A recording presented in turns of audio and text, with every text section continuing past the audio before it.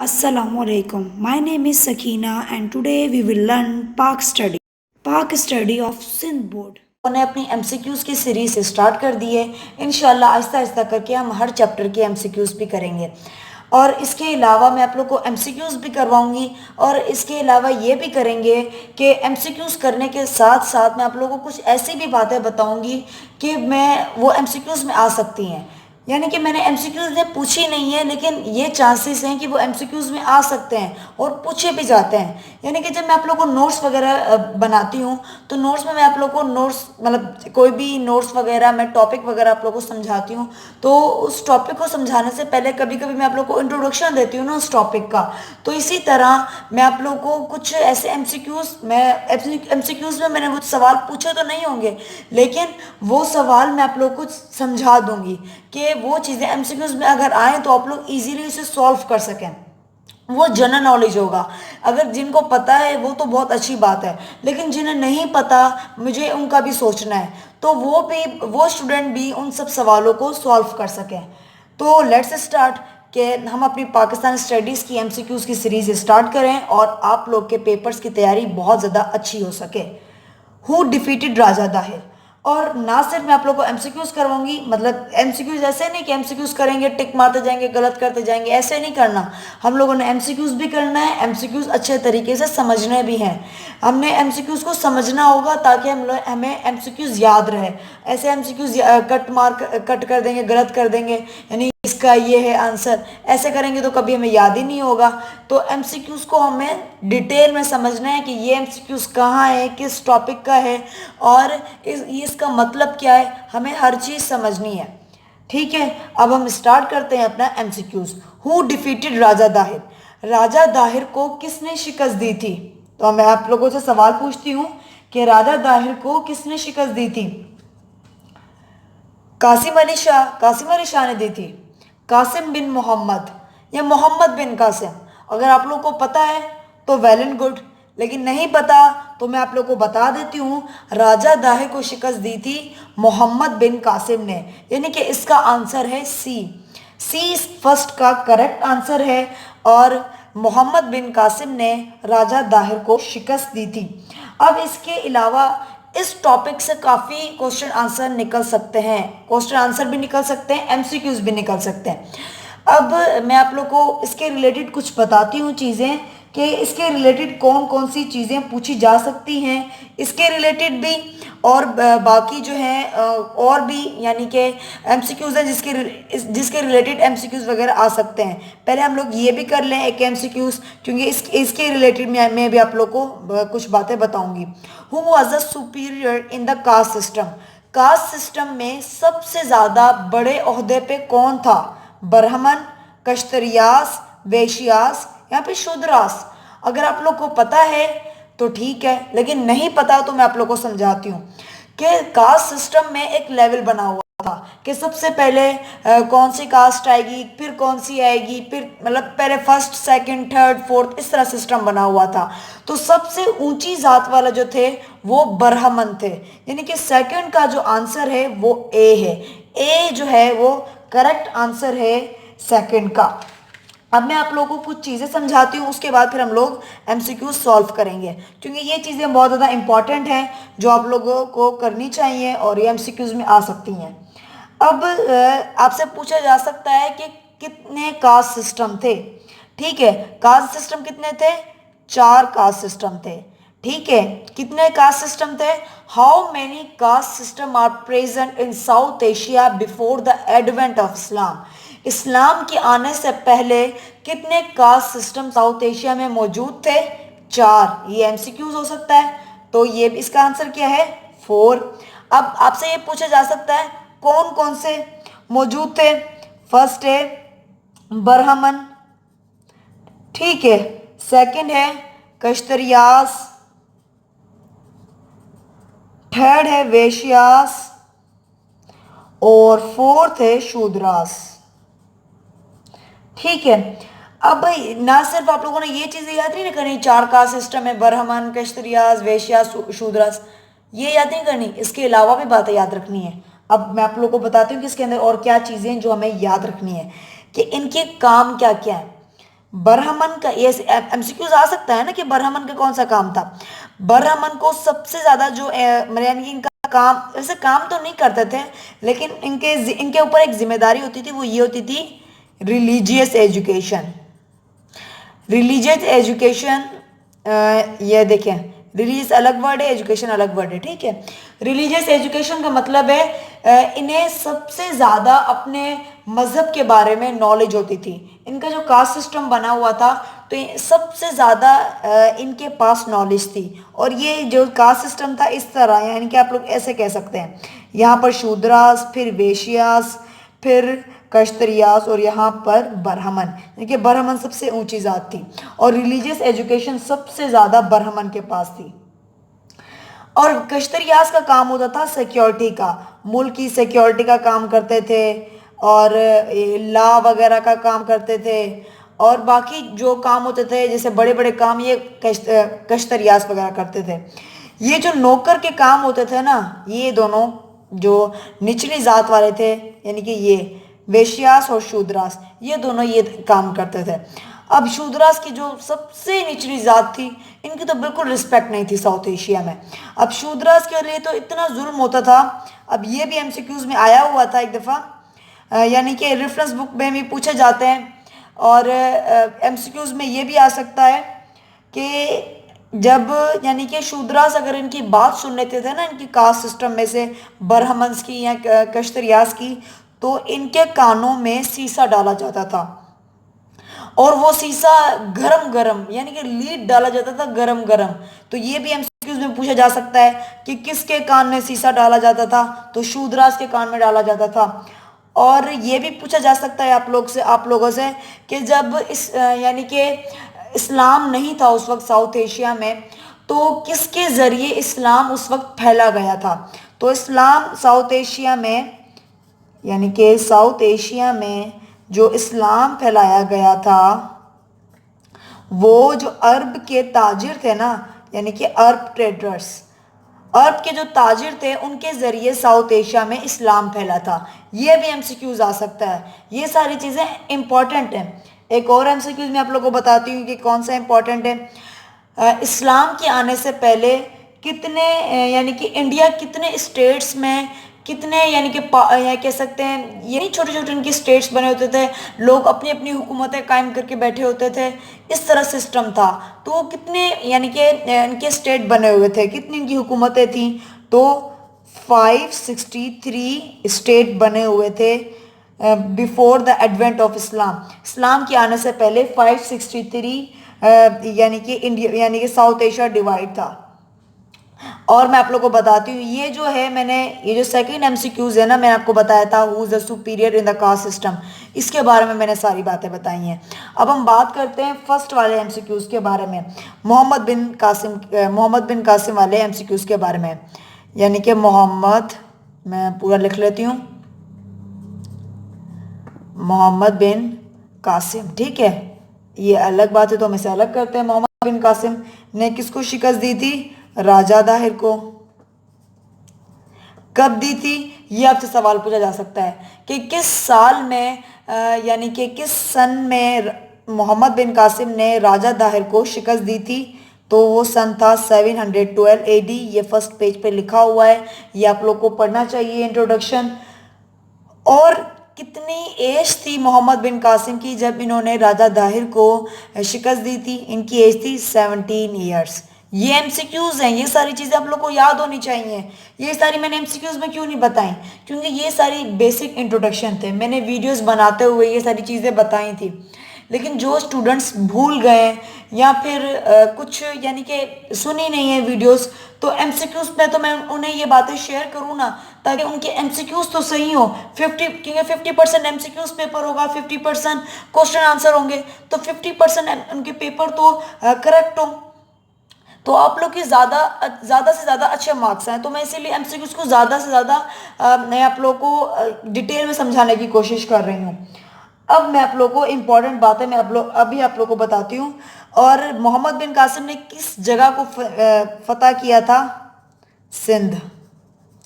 अब मैं आप लोग को जनरल नॉलेज बताती हूँ। जनरल नॉलेज में आपसे मैं पूछूं अगर first prime minister of Pakistan, first prime minister of Pakistan कौन था? अगर आपको पता है तो बहुत अच्छी बात है, अगर नहीं पता तो वो है लियाकत अली खान। ये आपसे एमसीक्यूज में पूछा जा सकता है। अब मैं आप लोगों से पूछती हूँ, ये भी आप लोगों से एमसीक्यूज में पूछा जा सकता है कि इलामा इकबाल जो है वो कहाँ पैदा हुए थे? इलामा इकबाल जो है सियालकोट, यानी कि पंजाब के शहर सियालकोट में पैदा हुए थे। ये भी मैं लिख लेती हूँ, आप लोग शॉर्ट ले लीजिएगा, सियालकोट। ठीक है, अब मैं आप लोगों को ये भी सवाल आ सकता है कि पाकिस्तान का नाम जो है किसने डिस्कवर किया था, किसने दिया था? तो वो थे चौधरी रहमत अली। ठीक है, ये सारी चीज़ें जो हैं ये जनरल नॉलेज हैं, ये तो आप लोगों से पूछी जा सकती हैं। अब नेशनल एंथम आपसे पूछा जा सकता है कि किसने दिया था। ये सारी चीज़ें जो है मैं आप लोगों को अभी बता रही हूँ कि ये जो है आप लोगों को पूरी पीएस में काम आएंगे। ठीक है, मैं आपको फर्स्ट चैप्टर में तो आप लोगों को बता रही हूँ, हर चैप्टर में तो मैं आपसे शेयर नहीं करूँगी ना, क्योंकि ये पूरे पीएस में आप लोगों को काम आएंगे और पूरे पीएस में ये किसी भी चैप्टर में आपसे पूछे जा सकते हैं। नेशनल एंथम जो है हफीज जालंधरी। ठीक है, अब देखिए ये सारी चीजें कंप्लीट हो गई। 4 कास्ट सिस्टम थे, ब्राह्मण, क्षत्रियास, वैश्यास, शूद्रास, और ये साउथ एशिया में 563 स्टेट थे। First prime minister Liaquat Ali Khan, Allama Iqbal Sialkot में पैदा हुए। पाकिस्तान का नाम चौधरी रहमत अली ने दिया। National anthem Hafeez Jalandhari. मोहम्मद बिन कासिम 17 साल की उम्र में 712 एडी में राजा दाहिर को शिकस्त दी और सिंध को फतह किया। ये सारे सवाल बहुत ज़्यादा इंपॉर्टेंट हैं और ये एमसीक्यूज में आ सकते हैं और मैंने ये आप लोगों से शेयर किए हैं ताकि आप लोग एमसीक्यूज अच्छे से अच्छे मतलब एमसीक्यूज में आप लोग अच्छे से अच्छे मार्क्स लें। अभी मैंने आप लोगों से एमसीक्यूज शेयर ही नहीं किए, अभी हम लोग एमसीक्यूज स्टार्ट करेंगे ये, लेकिन ये भी चीज़ें एमसीक्यूज में आ सकती हैं, ये बहुत ज़्यादा इंपॉर्टेंट बात है और ये आप लोगों को जनरल नॉलेज आनी चाहिए। और अगर इसमें ना आए तो आप लोग जब आगे जाएंगे जीएसटी पीएसटी और कोई और टेस्ट देंगे तो उसमें ये क्वेश्चन आप लोगों को बहुत ज़्यादा हेल्प करेंगे। तो आगे पढ़ते हैं, आगे जो मैंने आप लोग के लिए एमसीक्यूज लिखे हैं उसे कंटिन्यू रखते हैं और ये सारे MCQs according to short syllabus हैं। अब थर्ड जो है, it was a common practice for the wife to be burn alive along with the dead body for her husband, the system is called.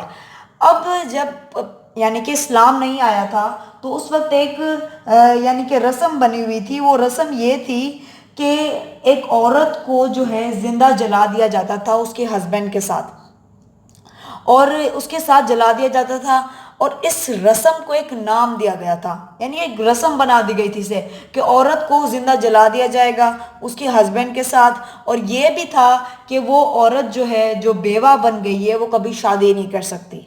तो इस रस्म को क्या बताया गया है? सूती मेहंदी सिस्टम। अब मेहंदी सिस्टम तो उसे कह नहीं सकते, ये देखिए ये आप लोग अपना हाजिर दिमाग रखें, नॉन ऑफ दिस। अब इसका आंसर क्या हो सकता है? मेहंदी सिस्टम तो हो ही नहीं सकता, इम्पॉसिबल बात है। इसका जो आंसर है वो ए है। देखें इजी है, बहुत इजी है, आप लोग को बस समझना है।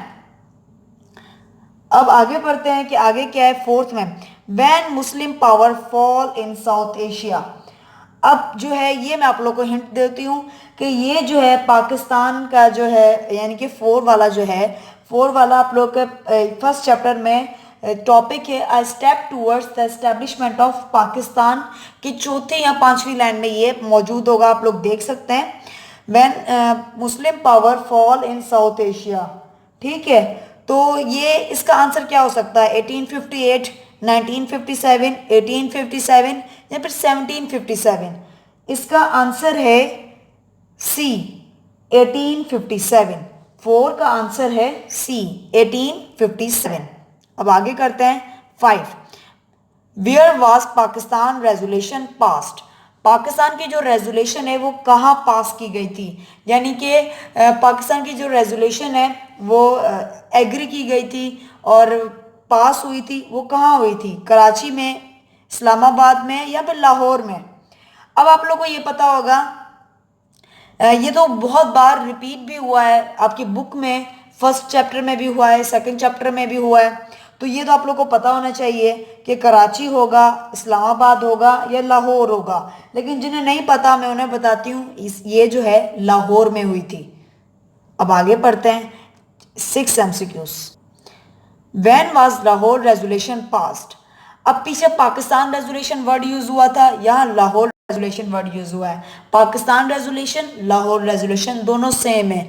लाहौर में हुई थी इसीलिए इसे लाहौर रेजोल्यूशन भी कहा जाता है। अब पाकिस्तान रेजोल्यूशन या लाहौर रेजोल्यूशन जो वर्ड हम यूज करें, ये कब पास हुई थी? 23 मार्च 1940, 13 मार्च 1940, 4 मार्च 1940, नॉन ऑफ देम। अब इसमें से कौन सा आंसर हो सकता है? अगर आप लोग को पता है तो वेल एंड गुड, अगर नहीं पता तो इसका आंसर है ए, 23 मार्च 1940। अब 7 करते हैं। When Quaid-e-Azam gave speech at Islamia college. Quaid-e-Azam Muhammad Ali Jinnah ने कब इस्लामिया कॉलेज में स्पीच दी थी? 13 फेब 1940, 15 जुलाई 1930, 14 जून 1939, 13 जैन 1946। 7 का है डी, 13 जैन 1946। 7 का है डी। अब 8 करते हैं। Where Quaid-e-Azam gave speech on 13 January 1946।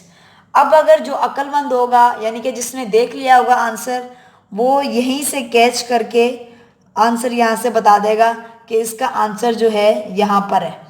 यानी कि जिसने ये चीज़ देखी होगी ना, where Quaid-e-Azam gave speech on 13 Jan 1946, और किसी ने आंसर देखा होगा और आइडिया हो गया होगा तो वो बता देगा कि इसका आंसर भी यही है, अगर आइडिया हो गया होगा तो।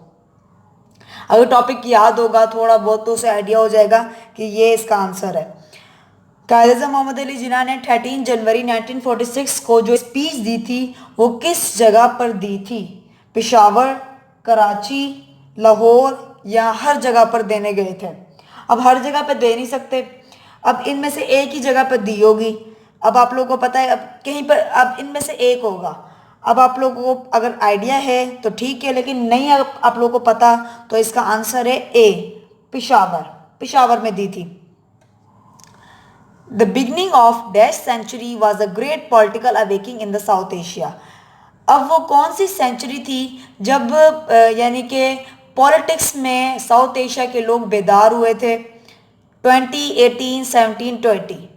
अब ये जो है बहुत ज़्यादा प्रोमिनेंट है और ये जो है यानी कि ईजी भी है बहुत ज़्यादा। MCQs 9 का जो है आंसर 20 सेंचुरी में political awakening in was great political awakening in South Asia. Who led the foundation of Congress? Congress की जो फाउंडेशन है वो किसने, कांग्रेस की फाउंडेशन या ये कह सकते हैं कांग्रेस की बुनियाद किसने रखी? एक इंग्लिशमैन ने, ब्रिटिश ने, मुस्लिम लीग ने या मिस्टर ह्यूम ने? कांग्रेस की जो बुनियाद है वो मिस्टर ह्यूम ने रखी, और मिस्टर ह्यूम ही इंग्लिशमैन थे। ठीक है, यानी कि इसका आंसर इंग्लिशमैन भी हो सकता है, मिस्टर ह्यूम भी हो सकता है, लेकिन ज़्यादा बेटर आंसर मिस्टर ह्यूम है, क्योंकि इंग्लिशमैन तो कोई भी हो सकता है। यानी कि मिस्टर ह्यूम जो है इंग्लिशमैन थे, लेकिन बेटर आंसर जो है मिस्टर ह्यूम है, क्योंकि यहाँ पर नाम आ रहा है। अब 11 MCQs करते हैं। When mister Hume led the foundation of Congress? Mister Hume ने कब कांग्रेस की बुनियाद रखी? ए 1886, बी 1885, सी 1887 या इसमें से कोई भी नहीं। अब मिस्टर ह्यूम ने कांग्रेस की बुनियाद 1885 में रखी, यानी कि इसका answer Bengal was divided into 2 provinces in. Bengal जो है एक बहुत बड़ा प्रोविंस था, तो इसे 2 प्रोविंस में डिवाइड करने का फैसला किया गया। अब पूछा ये जा रहा है कि इसे कब डिवाइड किया गया? 1906, 1905 या 1907? कब डिवाइड किया गया? तो इसका जो करेक्ट आंसर है बी है, 1905 में किया गया था। No constitutional plan should be considered और approved which is opposed by the dash of the nationality. ये तो बहुत ज़्यादा इजी MCQs है। ए जो है 2/3, 1/3 या फिर 3/4। इसका आंसर आपको पता है, ये तो ईजी है, तो आप लोग को पता होना चाहिए, क्योंकि सन वगैरह जो होते हैं याद करना थोड़ा मुश्किल होते हैं, लेकिन ये चीज़ें जो हैं ये तो ईजी हैं। इसका जो आंसर है वो है सी, 3/4। अब मैं आप लोग को ये थोड़ी चीज़ समझाती हूँ। 3/4 का मतलब है जैसे एक 4 हिस्से हैं, इसमें से अगर तीन लोगों ने, 4 लोगों में से अगर 3 लोग अगर राजी नहीं है और एक राजी है कि ये प्लान बना दो, तो एक एक की वजह से हम तीन को जो है यानी कि नाराज नहीं कर सकते। 3 की बात चलेगी या एक की बात नहीं चलेगी। अगर 3 राजी होंगे तभी कॉन्स्टिट्यूशनल प्लान बनेगा, यानी कि कोई कानून बनेगा। अगर 3 यानी कि राजी नहीं है उसमें से, तो कोई भी कानून नहीं बन सकता। ठीक है। The first world war happened in, जो पहली जंग अजीम हुई थी वो कब हुई थी?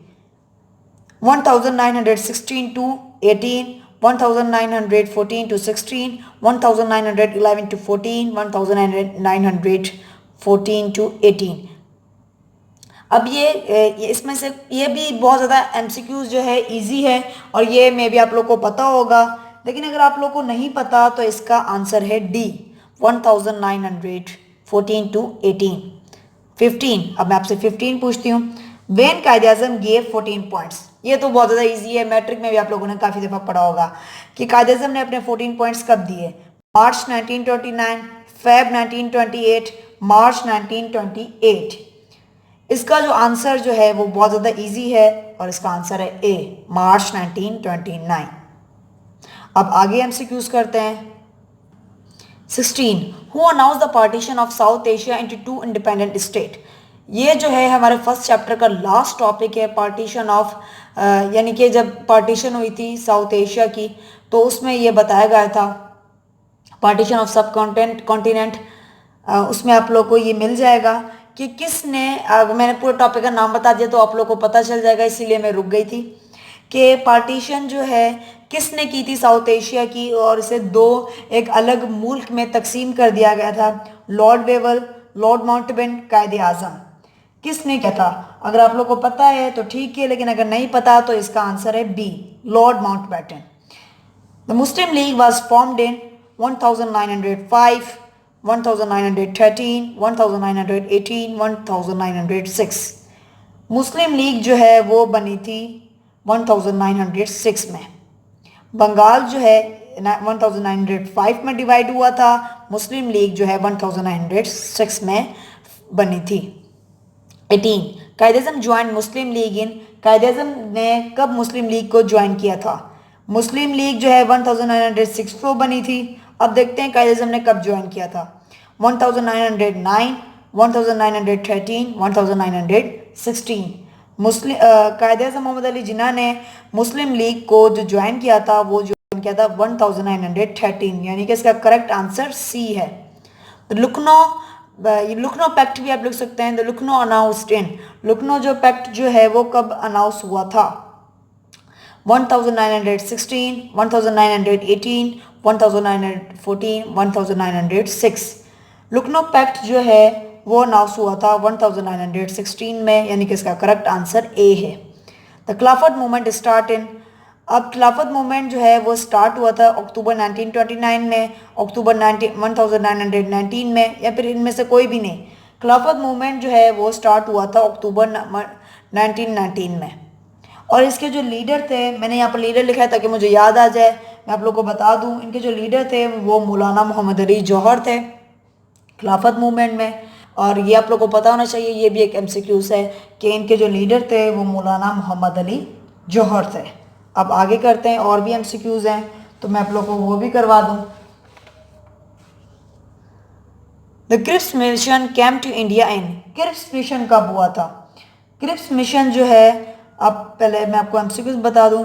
1932, यहाँ पे ऐसे पहले 1945, 1942, 1940, ये तो सेम हो गया, आप इसे छोड़ दें, इसे 46 कर लेते हैं।